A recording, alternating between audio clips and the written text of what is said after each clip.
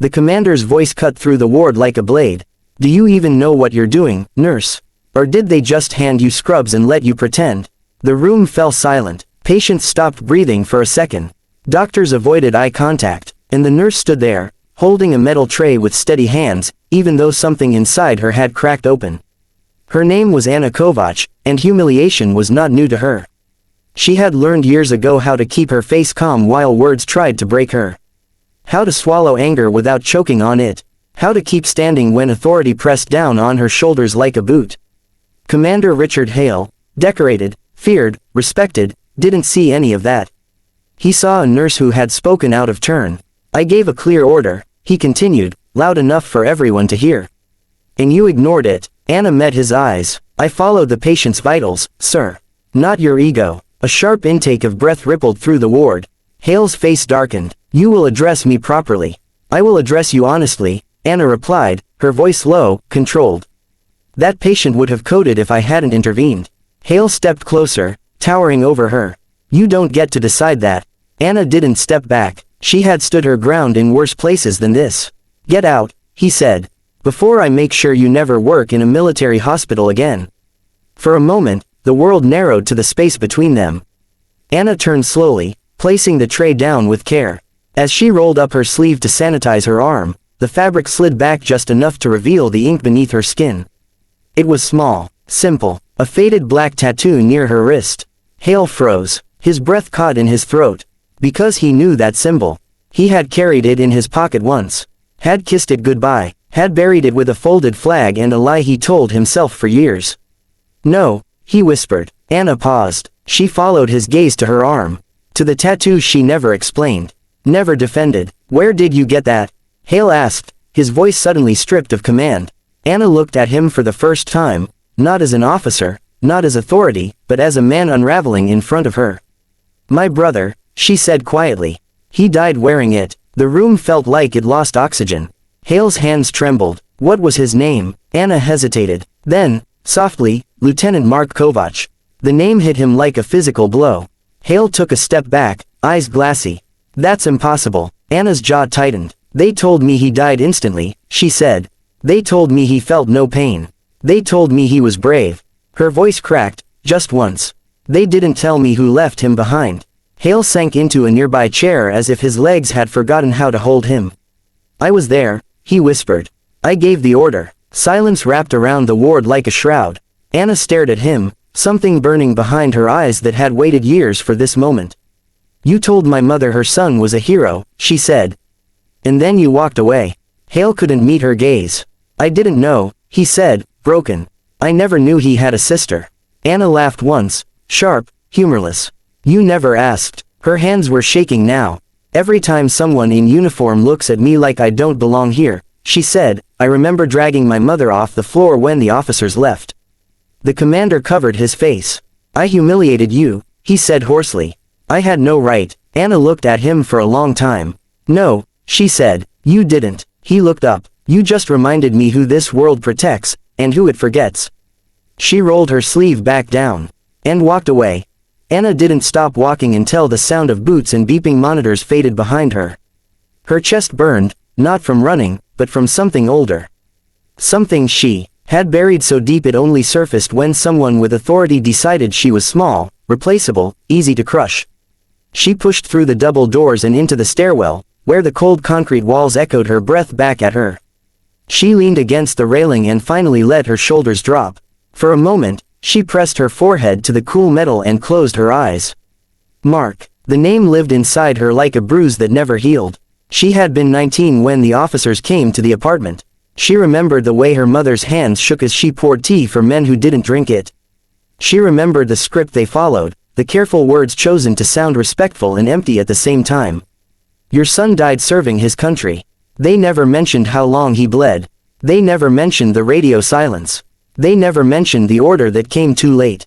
Anna became a nurse because of that silence. Because she wanted to be the person who stayed. Behind her, the stairwell door creaked open. "Anna." She didn't turn around. "Please," Hale said softly. "Just give me a minute." She stayed where she was. "You've taken enough." He stood a few steps below her, not crossing the invisible line she'd drawn. "I was wrong," he said. About today. About you. About him. She let out a bitter breath. That doesn't bring him back. No, he agreed. Nothing will. They stood in silence, broken only by the distant hum of the hospital. I replay that day every night, Hale continued. The ambush. The delay. The call I should have made sooner. Anna's hands clenched around the railing. You were his commander, she said. You were supposed to protect him. I know, Hale said. And I failed. The word hung between them, heavy and raw. I carried that failure up every rank, he went on. Buried it under medals and commendations. Told myself leadership meant making impossible choices. Anna finally turned to face him. And what does it mean now? She asked. Hale's eyes were wet, unashamed. It means I see the cost, he said. And I can't unsee it. She searched his face for excuses. For defensiveness. She found none. Why did you humiliate me? She asked quietly. He swallowed. Because I saw someone challenge me. And I reacted like a man who still thinks power makes him right. Anna nodded slowly. My brother challenged you too, she said. Did you react the same way? Hale flinched. No, he said. He trusted me. The door at the top of the stairwell opened, and a young nurse poked her head in, eyes wide. Anna, she whispered, they're asking for you in Ward C. The patient from earlier, he's asking for you. Anna straightened instinctively. Duty settled back into her bones. She glanced at Hale once more. This conversation isn't finished, she said. I hope not, he replied. The patient was an older man, thin and tired, his hands folded neatly over his chest. When he saw Anna, relief washed over his face. They said you stood up for me, he said. She smiled gently. I did my job. No, he said. You saw me. She adjusted his IV, checking his vitals, her movements calm and practiced. Around them, the ward resumed its rhythm, unaware of the history that had collided there moments earlier. When she stepped out, Hale was waiting. I spoke to administration, he said. About earlier. Anna raised an eyebrow. Already. I asked them to review my conduct, he continued. Formally. That surprised her. They won't like that, she said. I don't care, he replied. Respect isn't rank, it's earned. They walked together down the hallway, their steps slow, measured. I can't undo what I did to your family, Hale said. But I want to acknowledge it. Publicly, privately, however you choose. Anna stopped. For years, she said, I imagined what I'd say if I ever met you. I thought I'd scream, or cry, or break. Her voice softened. I didn't imagine I'd feel tired. Hale nodded. So did I. She looked at him, really looked at him, and saw not the commander who had once stood tall on television screens, but a man bent under the weight of his own memory. I don't forgive you, she said. I don't expect you to, he replied. But, she continued, I don't want your guilt to be the only thing that changes. He met her gaze. Then let's change something that matters, he said. Weeks later, a small plaque appeared in the hospital's east wing. It wasn't grand. No speeches, no cameras, just names. Lieutenant Mark Kovach was among them. Anna stood alone in front of it one evening, her fingers brushing the etched letters. Behind her, Hale approached quietly. He deserved better, he said. Yes, she replied. He did. They stood together in silence. Not as commander and nurse. Not as authority and subordinate. But as two people bound by the same loss, finally seeing each other clearly. And for the first time since the tattoo had been inked into her skin, Anna felt its weight lift just enough for her to breathe. Time did not soften what had happened between them, but it changed the way it sat inside both of them. Anna kept working the same shifts. Same corridors. Same quiet moments where patients whispered fears they didn't say out loud to doctors. Some days, the weight of her brother's name felt lighter. Other days, it pressed against her ribs like it always had. Healing didn't move in straight lines. It never had. Commander Hale kept his distance after the plaque. Not out of pride, but respect. He didn't ask for forgiveness again. He didn't offer empty gestures. He showed up differently instead. Meetings changed tone when he was present. Nurses were listened to. Decisions slowed when someone said, something feels off. A few younger staff members noticed. They didn't know why, but they felt it. Authority had learned how to pause. One night, Anna sat in the break room long after her shift ended, staring at a cup of cold coffee she hadn't touched. Her hands were tired. Her back ached. It was the kind of exhaustion that went beyond the body. She pulled up her sleeve without thinking and traced the tattoo with her thumb. Mark had gotten it during training. A simple symbol he said reminded him who he was when everything else tried to turn him into something harder. I don't want to forget myself, he'd told her once, laughing as if forgetting was optional. The door opened softly. Hale stood there, holding 2 cups of fresh coffee. He hesitated when he saw her, then stepped inside. I can come back, he said. She shook her head. It's fine. He handed her a cup and sat across from her, leaving space between them. I received a letter today, he said quietly. Anna didn't ask from whom. She waited. From the mother of one of my officers, he continued. She thanked me for listening when her son said something didn't feel right. They delayed the mission, found faulty intel. He looked down at his hands. He came home. Anna's throat tightened. I'm glad, so am I, he said. But all I could think about was Mark. She nodded slowly. That never stops. No, Hale agreed. It doesn't. Silence settled between them, not uncomfortable, just honest. I used to think leadership meant never showing doubt, he said. Never letting emotion interfere. Anna looked at him. And now I think it means carrying the weight of what happens when you're wrong, he said. And letting it change you. She considered that. Change doesn't erase damage, she said. No, he replied, but it can prevent more. She took a sip of coffee. It was still too hot. I didn't become a nurse to be brave, Anna said. I became one because I couldn't stand leaving.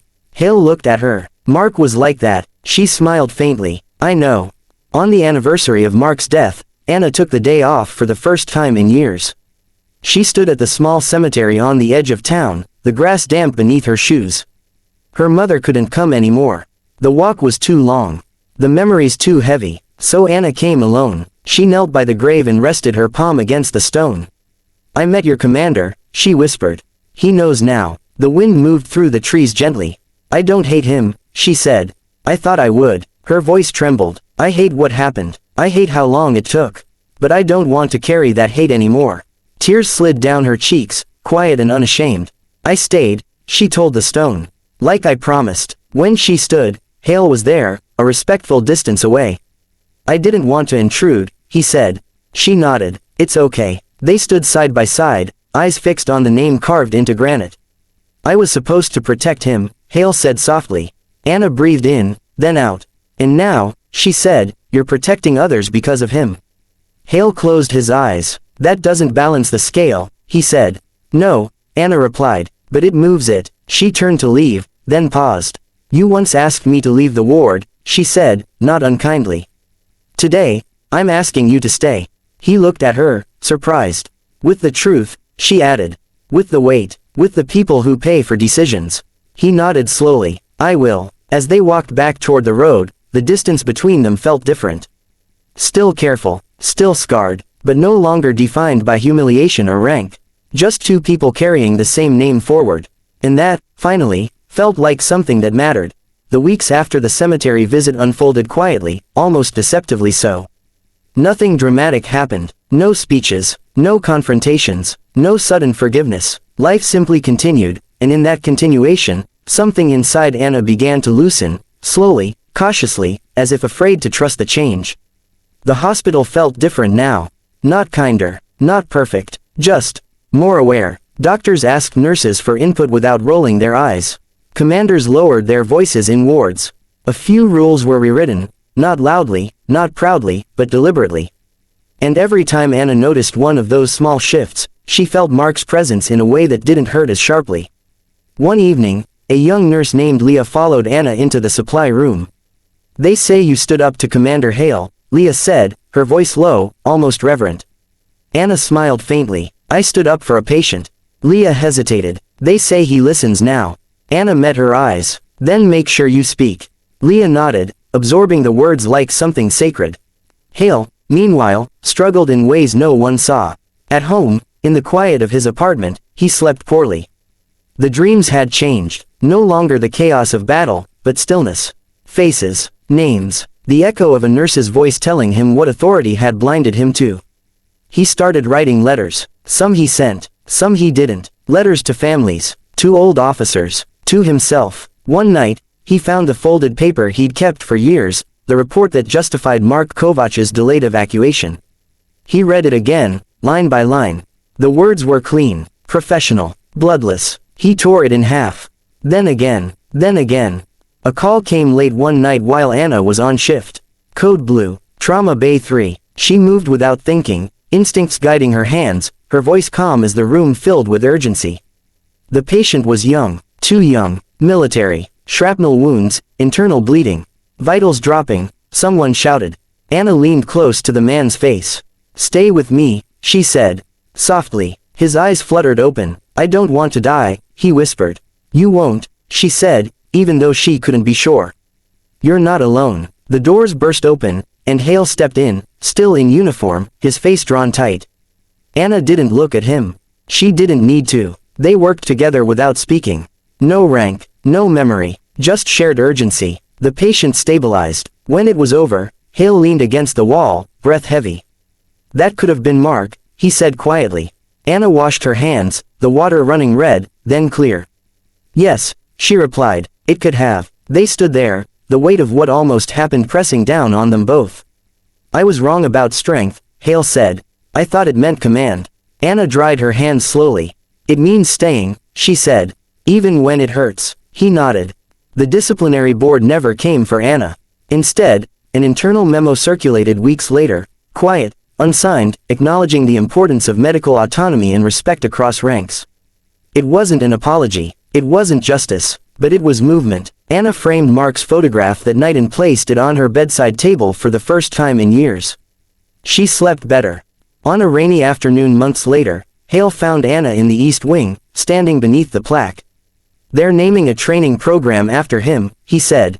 She turned slowly. "Mark." "Yes," Hale said. "Combat medical response. Focused on early intervention. Nurse-led." Anna's eyes filled. "He'd hate the attention," she said, smiling through tears.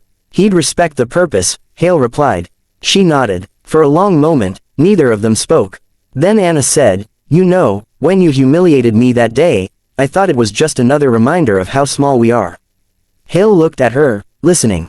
"But it wasn't," she continued. "It was the moment everything hidden came to the surface."